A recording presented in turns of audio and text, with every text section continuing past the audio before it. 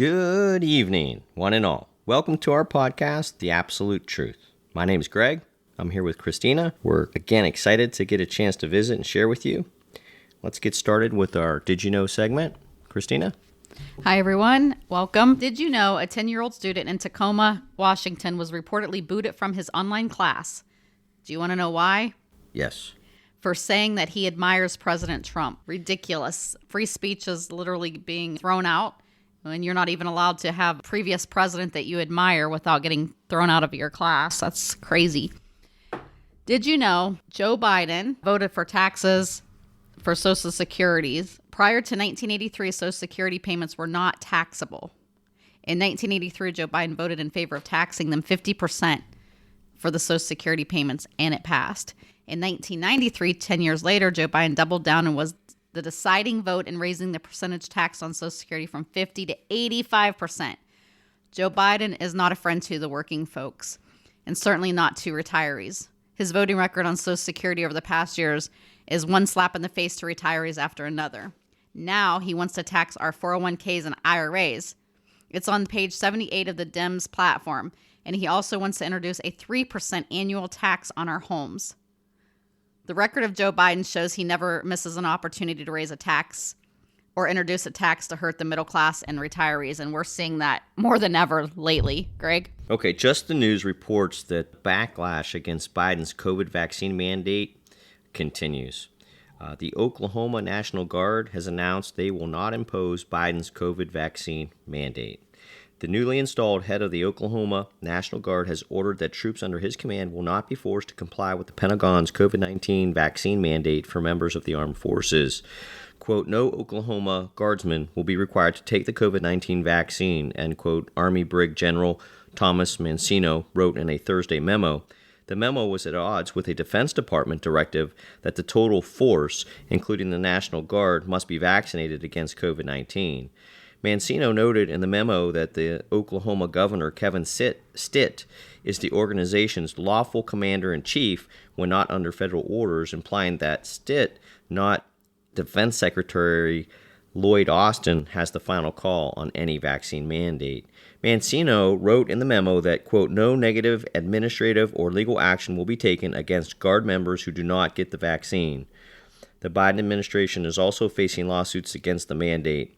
Military members, federal employees, and contractors all joined a class action lawsuit against Biden's federal vaccine mandate. 24 military members, federal employees, and federal civilian contractors have joined in a massive class action lawsuit against the Biden administration's federal mandatory vaccine policy.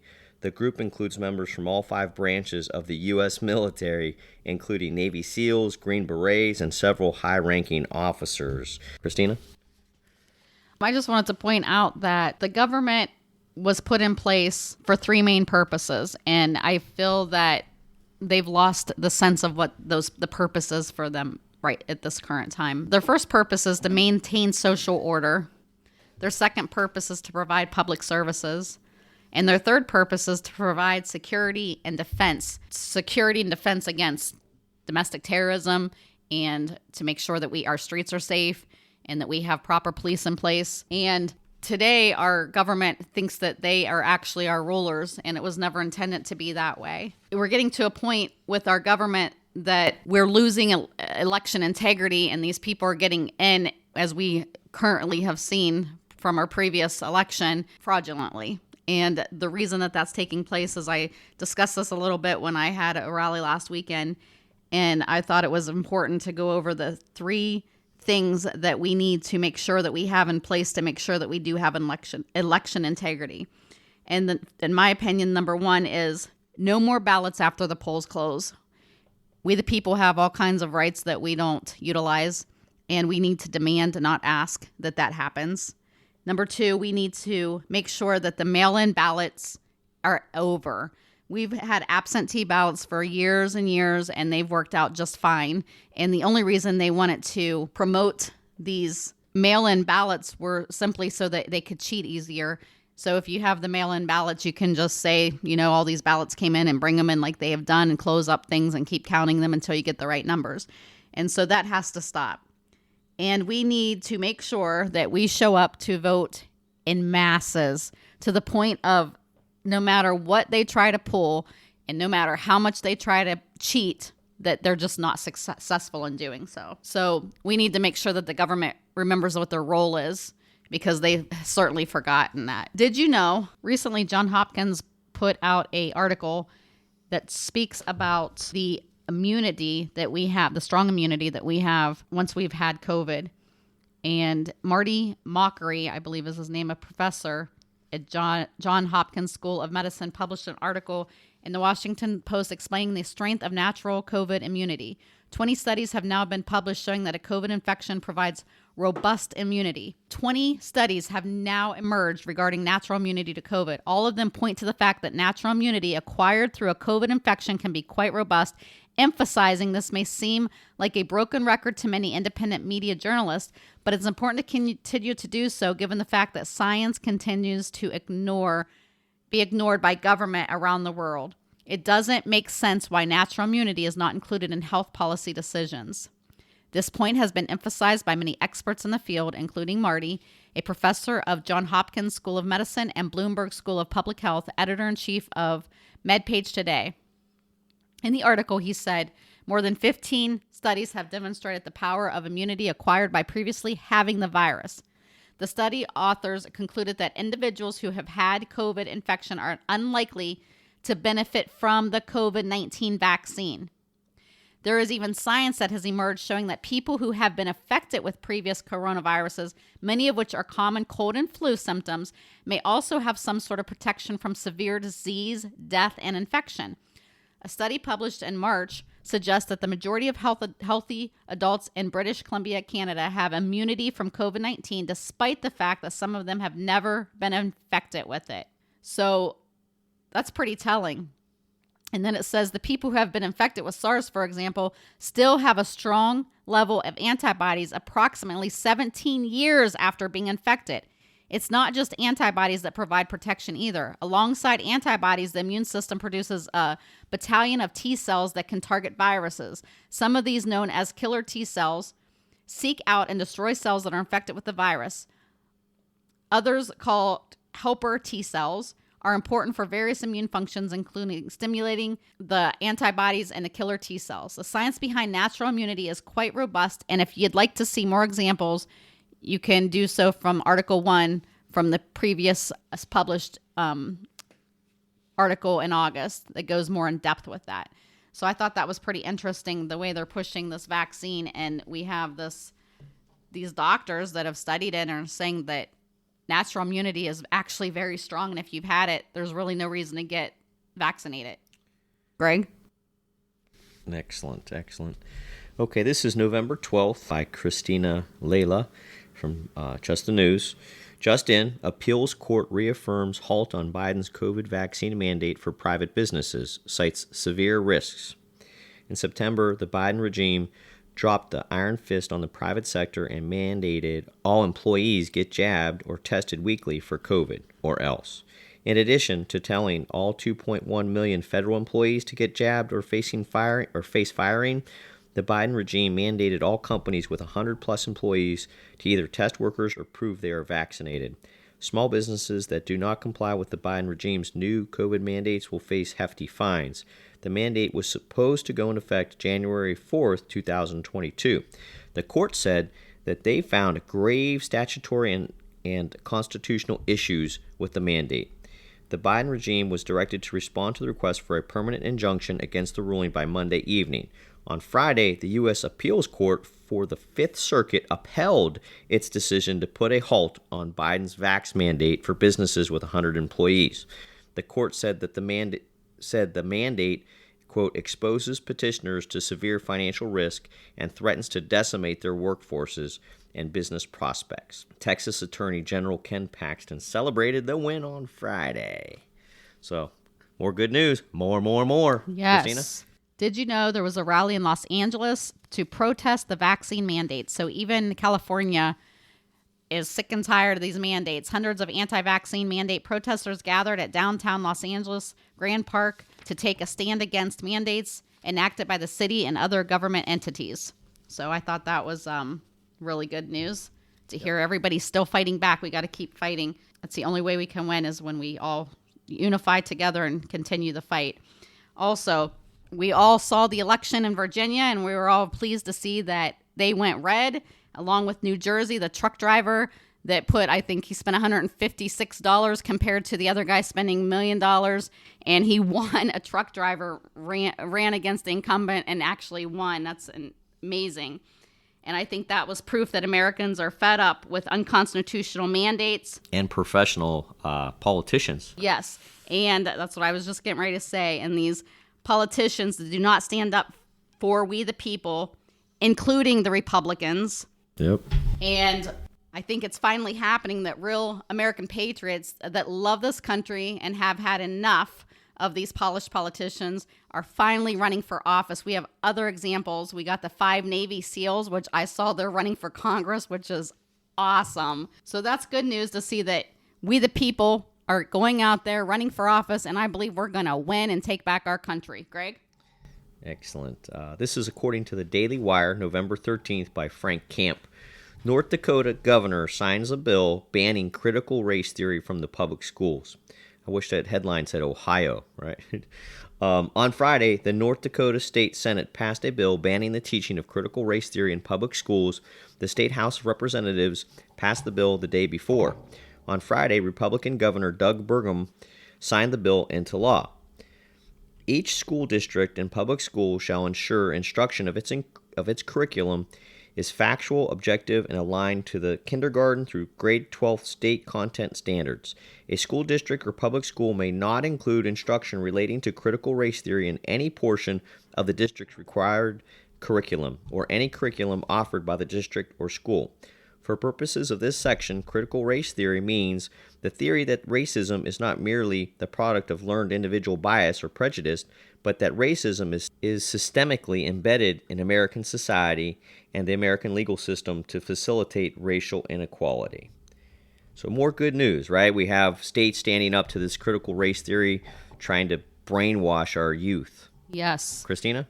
Did you know that Scottsdale Unified School Board President Jan Michael Greensburg has been caught assembling a dossier with confidential information on parents who oppose critical race theory, including photographs of their children? This guy must be forced to resign. That is definitely imposing on their privacy. Biden's banking nominee calls to, get this, eliminate all private bank accounts.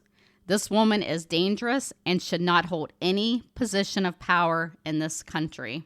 Her paper calls for eliminating all banks and transferring all bank deposits to the Fed accounts at the Federal Reserve. During her conference speech, she said there will be no more private bank accounts and all the deposit accounts will be held directly at the Feds.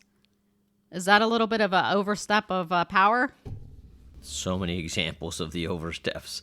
Republicans voted for Biden's infrastructure bill after securing cash from the Chamber of Commerce. This is November 11th by John Bender.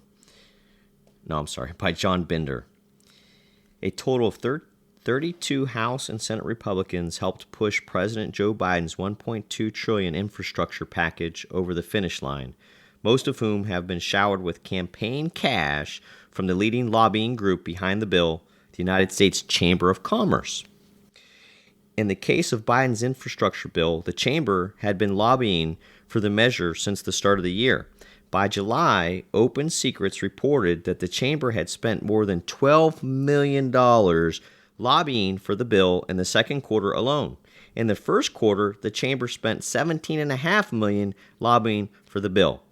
Wow. The chamber's intense lobbying focus proved successful when 13 House Republicans voted with Democrats last week to send the bill to Biden's desk after 19 Senate Republicans in August helped pass the bill with Democrats.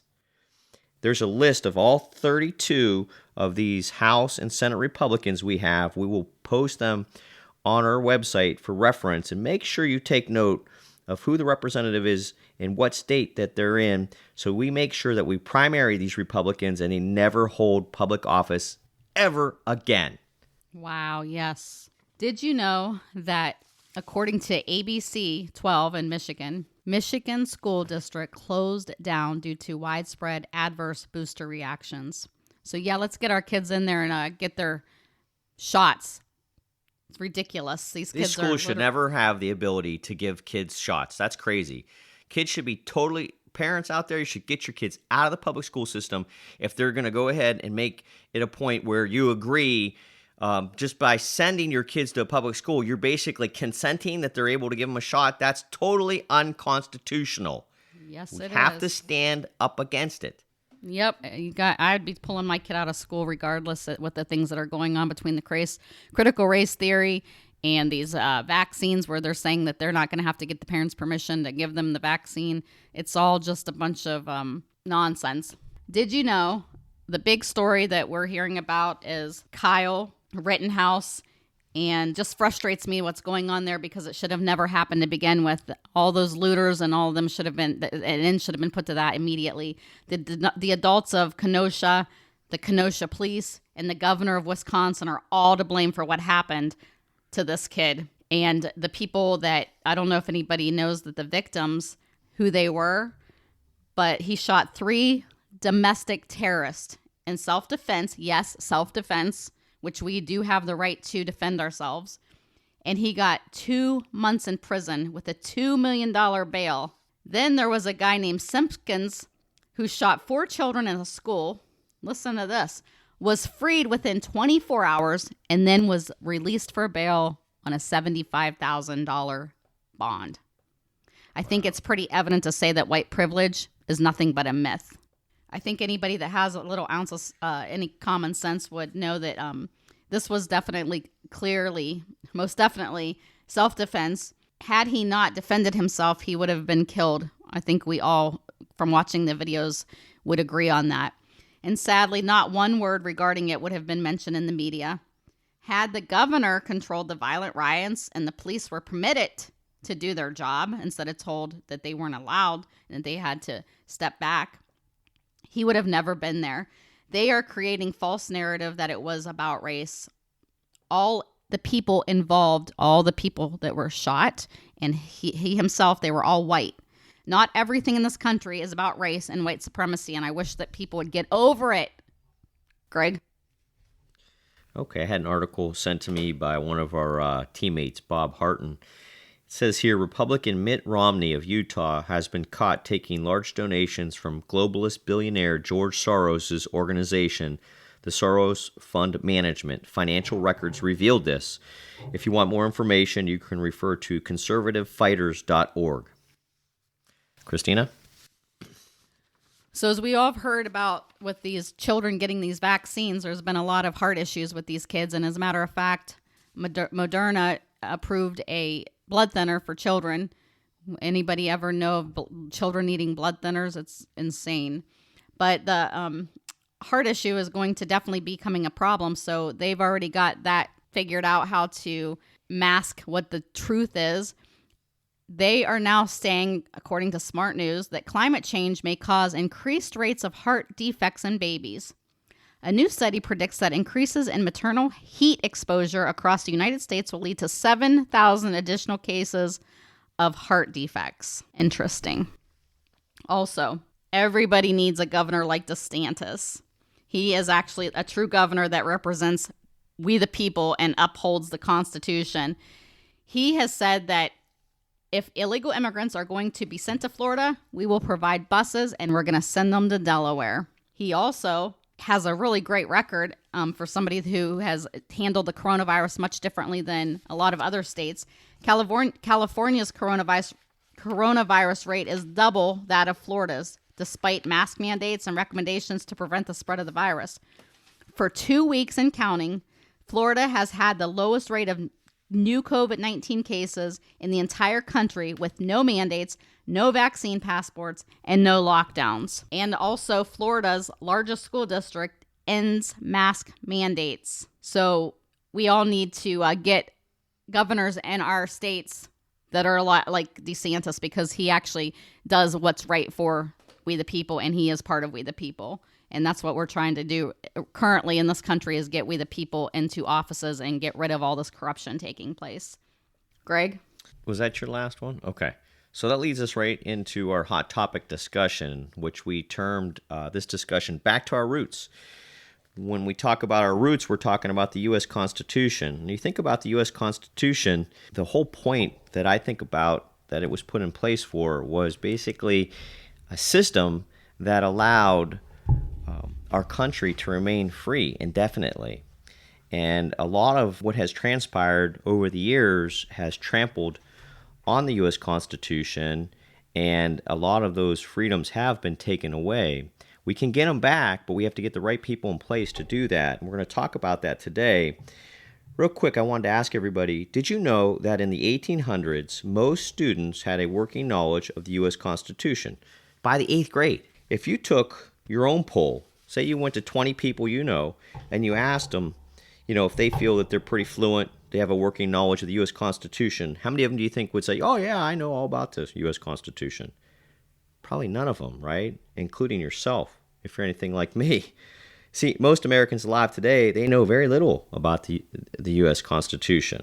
Why is that? A couple reasons I think of why we don't have this knowledge.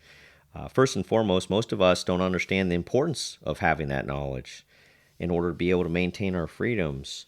And I think, Christina, when we talk about powers from within and being able to execute those powers and the importance of that, you have a kind of a funny example of that, don't you? Yeah, when I was speaking at the rally last weekend, I was preparing for what I wanted to say, and a thought came to my head. I think everybody is familiar with The Wizard of Oz. And if you remember, Dorothy got blown away in a storm, and all she wanted to do was go home. And that was basically the theme of the movie, is she wanted to get back to her town. And so towards the end of the movie, of course, Glinda the Good Witch told her, well, you had power all along to get home. All you had to do is click your heels 3 times. So all through the movie, she had the power all that time, and she could have went home at any moment, and she didn't know. And I think that's a good example of the Constitution. We have so much power in there for we the people.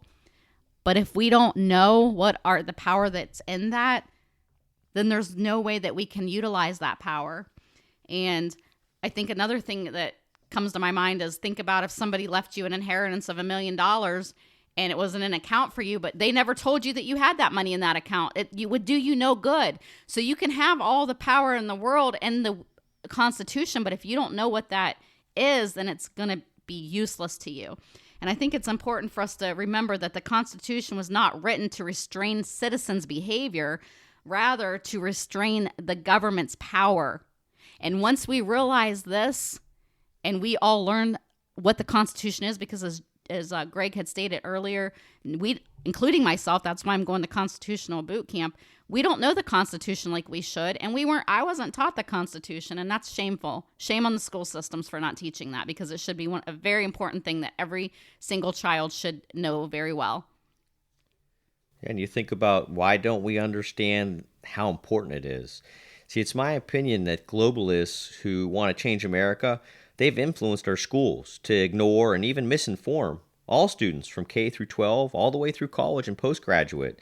These globalists are embedded everywhere throughout the U.S., in politics, on both Democratic and Republican parties, in corporations, unions, schools, colleges, agencies, on and on. How do we weed out these globalists and save our country? We have a generalization of how to do that, and then we have some action steps that we want to share with you. So number one, it all comes down to God, right? We need to bring God into all facets of our lives and encourage others to do the same. Number two, we need to demand election integrity. Number three, we need to understand that the U.S. Constitution is not a self-enforcing document. So we, the people, we need to enforce it. But how, right? Well, number four, Thomas Jefferson told us, quote, educate and inform the whole mass of the people. They are the only sure reliance for the preservation of our liberty. And number five, we're still talking about how do we weed out these globalists that are embedded throughout all facets of our country. Number five, we must have true constitutional conservatives that represent we the people, everywhere decisions are made. Christina, how would you define a constitutional conservative?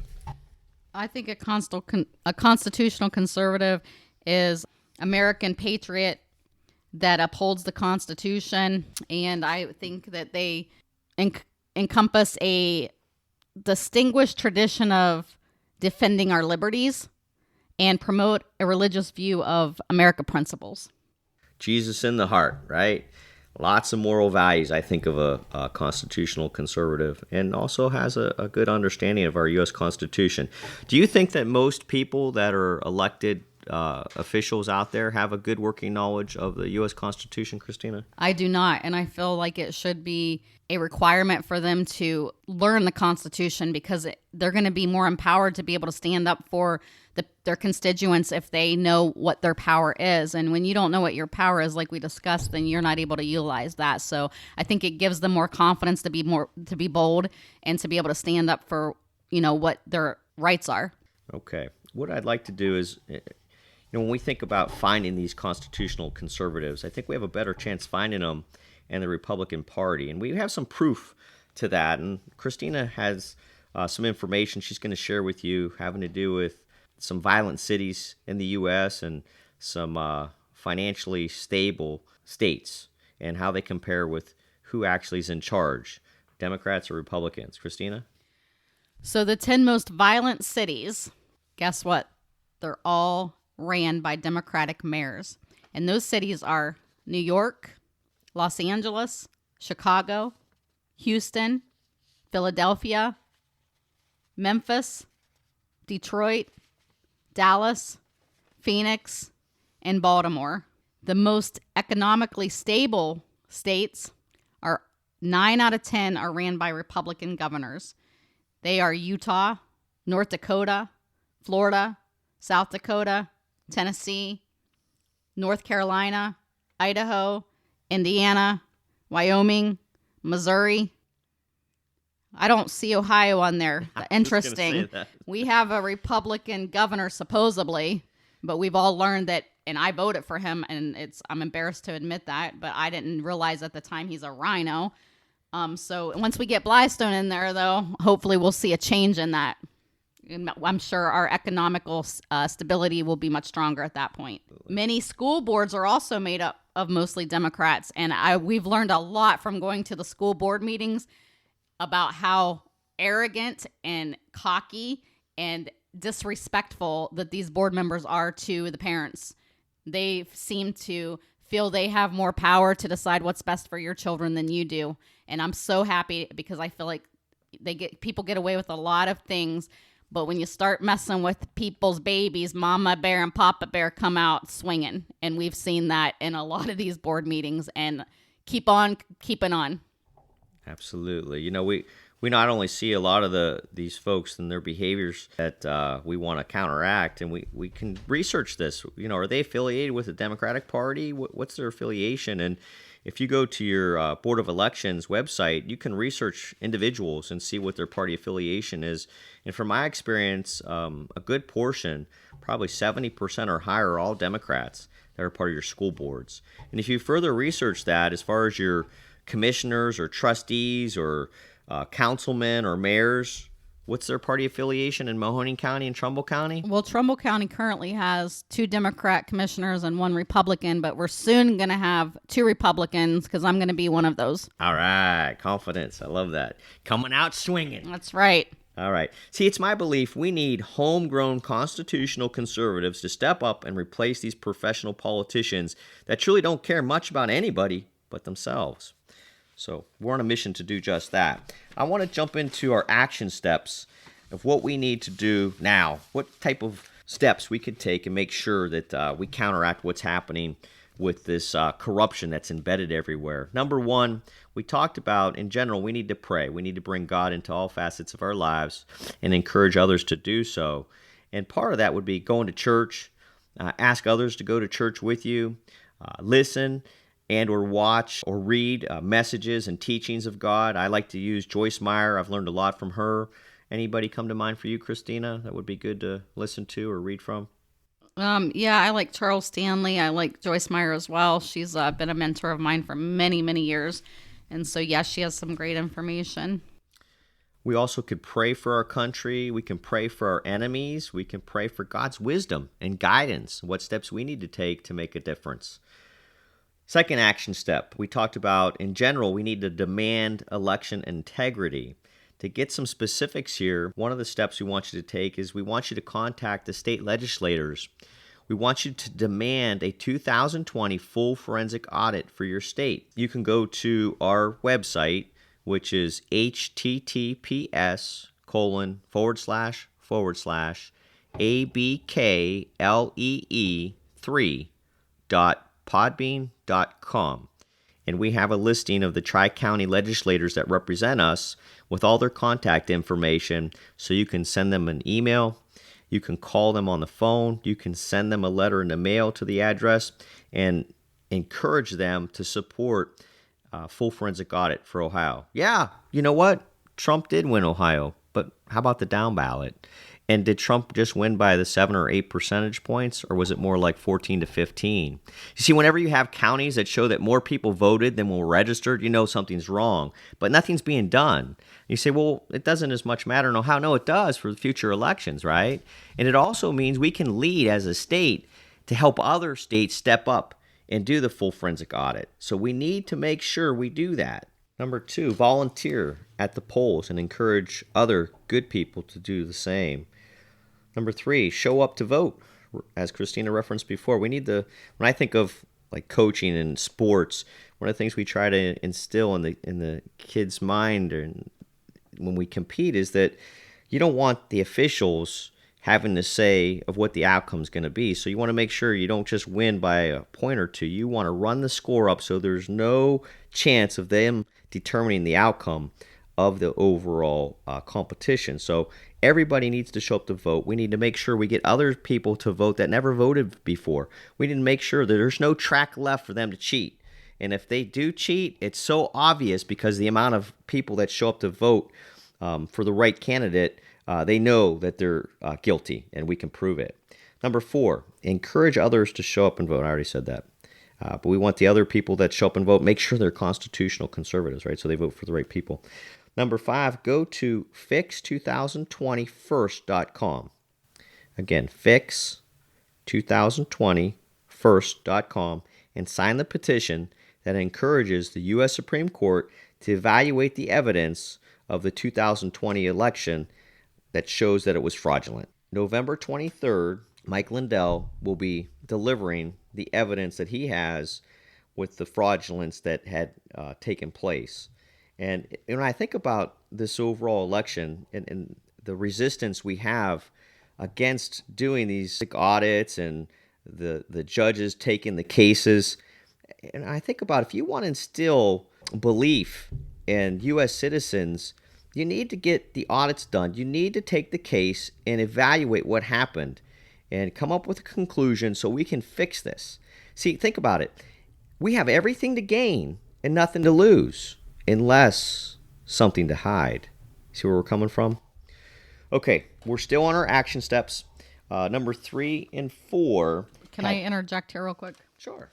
One thing I would like to, what Scott Pressler, I went to see him when he was at the Boardman GOP office or headquarters, and he had a good suggestion too, that you could go to your church and ask your pastor if you could set up a table to register people to vote.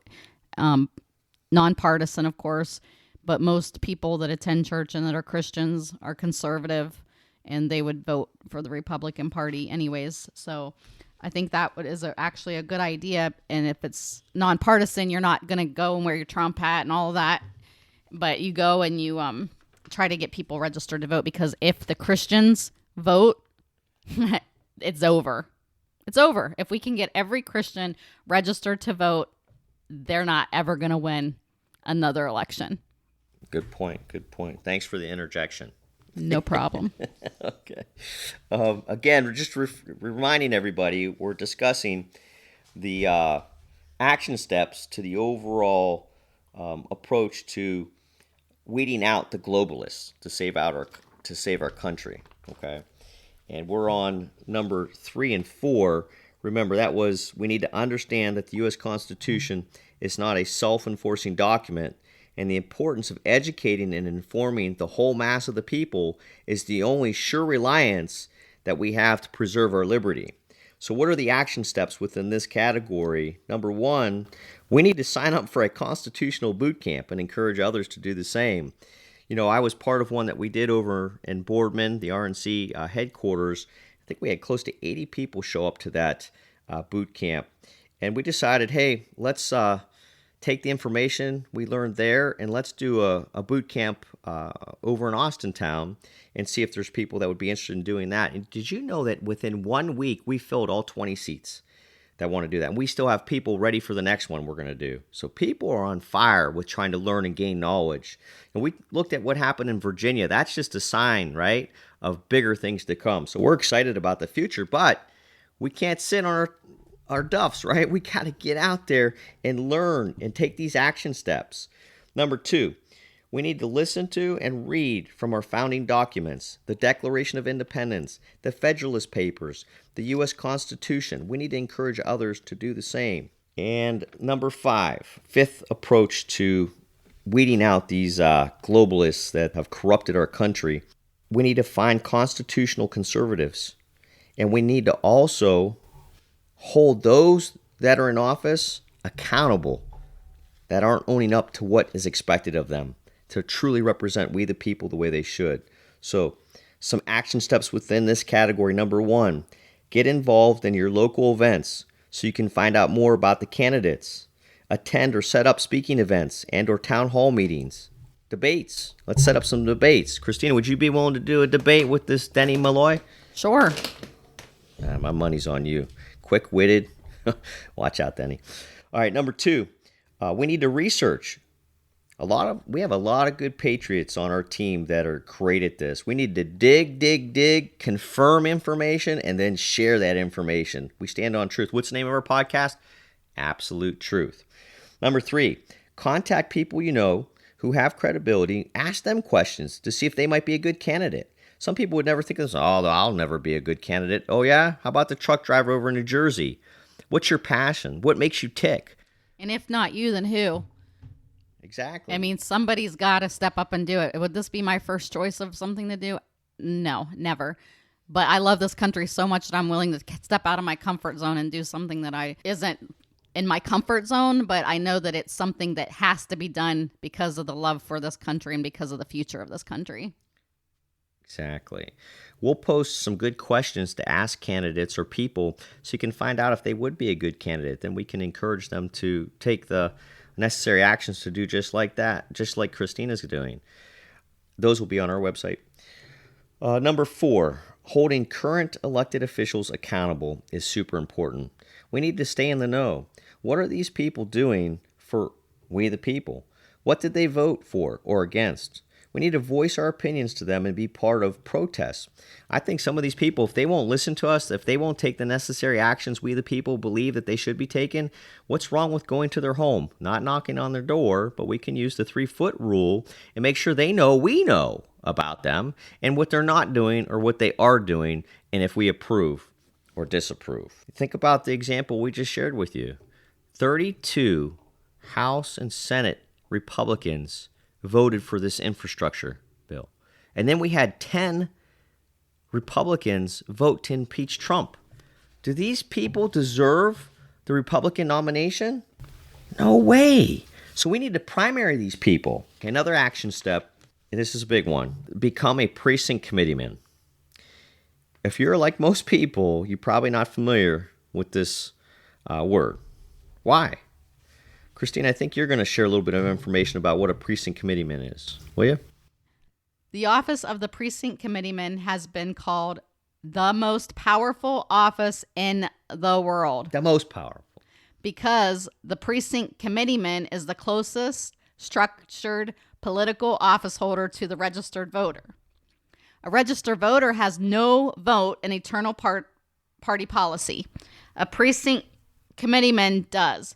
A precinct committeeman elects district, county, and state party officers, delegates to the presidential convention and RNC members.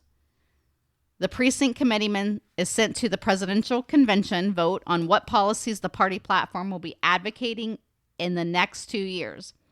Through a monthly meeting, precinct committeemen interact with their elected party officials to influence legislation. It's a pretty powerful position, and you won't believe the statistics on how many are vacant at this time, Greg. Yeah, let me share that with you. Did you know that in Trumbull County there are 157 seats available in the Republican precinct committeeman, and only 89 are filled? In Mahoning County, there's 212 seats available, and only 116 are filled. So percentage-wise, Trumbull County is at a 57% capacity, and Mahoning County is only at a 55% capacity. So you see, there's a lot of vacant seats available for us to fill.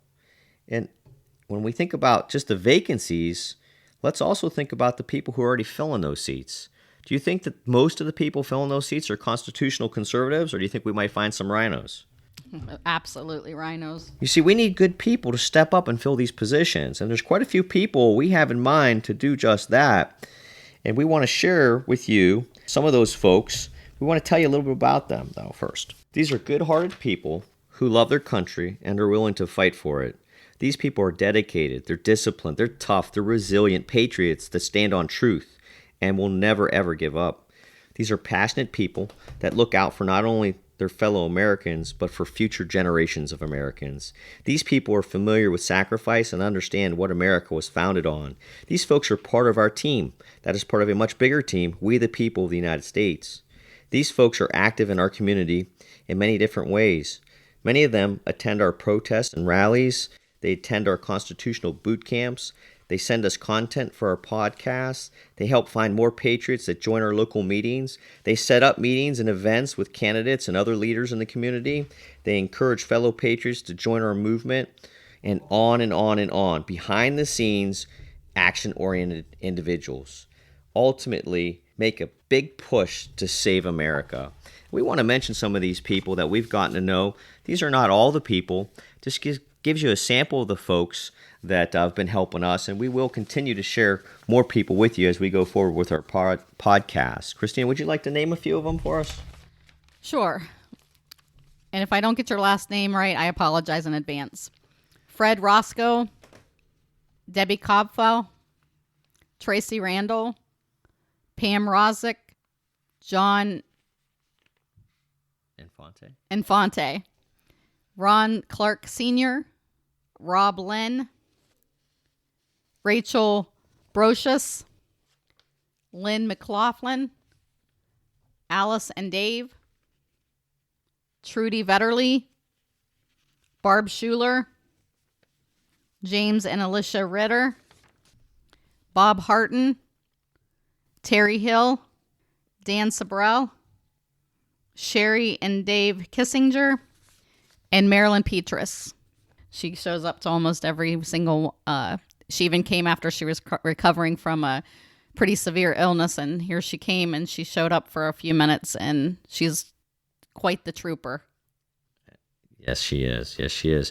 I want to name a few myself. We have Randy Sweet, Gene, the Music Man Connors, Debbie Nispeka, Ty Everhart, Linda Everhart, Lois Nickel, Jason Thomas, Charlie Cunningham, he comes from all the way in Pennsylvania, Dave Skrepanek, Cynthia Deckerhoff, Nancy Peruzzi, Brett Lair, Marianne Yeager, Beverly Chura, Kristen Chamberlain, Donna and Ken Calhoun, Greg Dulick, Jean Bassard, Marcy and John Chismar, Allison Zwicker, Sue Ann Taylor, Dawn Janish, John Kuntz, Christy Duffy, Cindy DeRose, Brittany Schiffauer, Marcia Schiffauer, Katie Marcus, Vince Patterson, Terry Luther, Joe and Ruth Ann Tomko, Lauren Circle, Aaron Hunt, Bob Harrington, Bob Phelps, Bob Shipsky, Brent Starkey, John Starkey, Carl Chalker, Chris and Lisa Smith, Jimmy Hurst, Danielle Saker, Donna Morell, Ed Sutton, Frank Bees, George Brown, Irina Leffler, Jack Simon, Boris and Natasha from American Regulators, Jack Conzanetta, Barb Lewis, Jamie Keneally, Jeff and Melanie Roche, Jeff Wallet, Johanna Nuzzo, Joseph Raniere, Craig Bardill, Josephine Carbone, Judy Lutz, Judy Winsensky, Kathy Corelli, Kathy Sable, Lenny and Kelly Mahu, Lisa Quaid, Lynn Morgan, Mandy Joseph, Nate Sample, Phil and Elise Artman, Rebecca Little, Ron and Peggy Caratelli, Sheila Laws, Cher Wenowitz, Sue Stromp, Tanya Gabriel, Tom Nealon, Holly Joseph Vanette, John Zitkovich. And that's just to name a few, folks. We have close to 1,000 people that are part of our movement locally, and this was just probably a tenth of them that we mentioned. I'd love to talk about each one of them. A lot of them I got to know very well.